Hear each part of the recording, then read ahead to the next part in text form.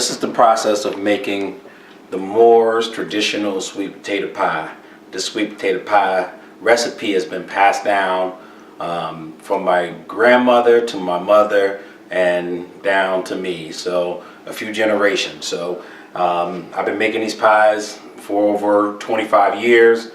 Around this time of the year, I usually make anywhere between 8 to 10 pies, and I pass them out to family members, both on my side and my wife's side of family that enjoy sweet potato pie. So the first thing that we start with, I have 2 big pots full of sweet potatoes.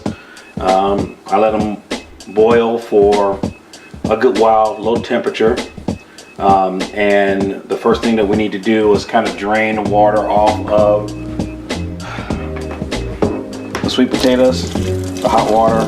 So I drain the water off, and then I'll take some cool tap water to cool them down. And the reason why I do that is so I can handle them, because the skin of the potatoes have to come off. So, and the key is I just want to be able just to kind of peel them off real good. So a little cool tap water. I'll pour that out as well. All right, so what's next? All right, so after you boil the potatoes, you drain them, you kind of peel the skin off of the potatoes.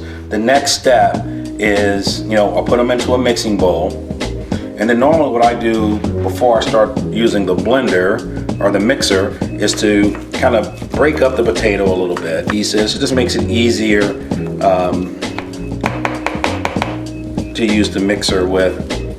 Also gives you a chance to see if there's any skin that you might have left that during the peeling process. So I do that. So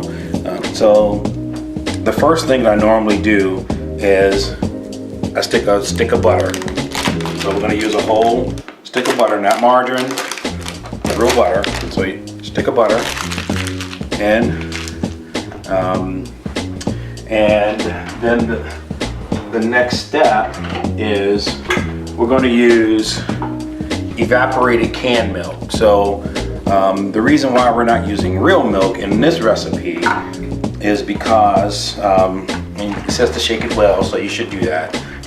The reason why we're not using real milk is because back in the day, this is probably going back a while here for most of you, but my grandmother and mother, my mother grew up in the Great Depression era, and things like evaporated milk was a lot cheaper to get and afford. So growing up in the South, as my mother did in North Carolina, things like that was easier for them to afford and get as she grew up. So they incorporated these type of things into their recipes, like sweet potato pies and other things. And in fact, my mother used to tell a story about using evaporated milk for their dry cereal, for their cornflakes and stuff. So they would use a little bit of evaporated milk, a little bit of water, and then have their cornflakes, and that's kind of how they did it. So I would imagine probably a can of evaporated milk back then was probably maybe a nickel, maybe less than that. All right, so I start off, I pour a little bit of evaporated milk, I have the butter in there, and now I'm ready for my hand mixer. All right, so right now you're just blending it? Yeah, so right now I'm just getting a basic hand blend in. As you can see, the potatoes are mixing up. I got my butter in there. I'm gonna stick that down in there. I put a little bit of the evaporated milk in there already, so this kind of helps in that blending process. So this is a blend and pour process. And we just blend it all up. Real good. So I add a couple of raw egg.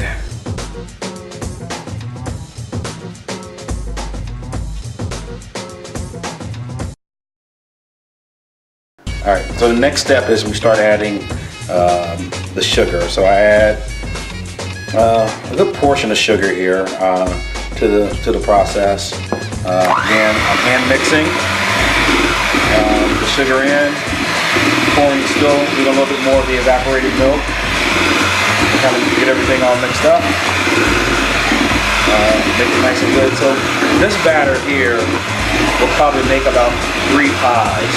That's kind of what I'm looking at here with the size of this batter. Probably make about 3 pies in the process. I'm still pouring sugar into the mix. Now, obviously, sweet potato pies, the sweet potatoes are sweet.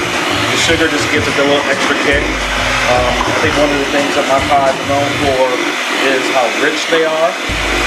And that richness comes from the butter that we added. I'm going to add probably a little bit more butter as well to the process before we end. So I'll stop that. And so then now I'm going to add some of the things that gives it just a little bit different flavor. So I use a tablespoon worth of vanilla extract. I get that mixed into the process really well. I use a little ground nutmeg. And this is something that I've added to the recipe since I've been doing it, and that my mother didn't necessarily do, was cinnamon. So I add a little cinnamon, ground cinnamon as well to the mix. So cinnamon gives it that holiday taste that you like. So that gets mixed up. So now we've mixed it up. We've added our cinnamon, nutmeg, vanilla extract, sugar, condensed evaporated milk, butter to the batter. We mixed it all up really good. So now the last and final step here is basically to pour it into your pie shell. So back in the day, my mom would actually make her own pie shells from scratch. Unfortunately, I'm not doing that. But these are just standard pie shells. I get the deep dish ones because the batter is deep.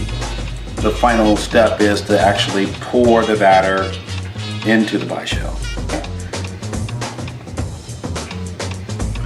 And then the next thing I do is I take my spoon and I kind of just layered it off here. Just kind of smooth it out.